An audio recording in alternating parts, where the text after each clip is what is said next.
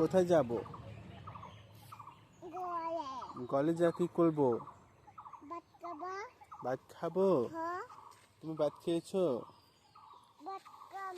তুমি ভাত খাবে? কি দিয়ে ভাত খাবে? এদিকে আসো। কি দিয়ে ভাত খাবে? কি তরকারি? হ্যাঁ, কলি ভাত। কি ডিম আর কলিজা ডিম।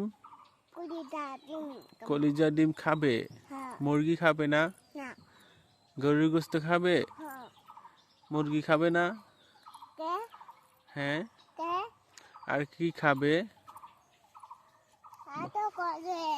ঘরে যাব না, তুমি আমার এখান থেকে ভাত খাবার নিয়ে আসো।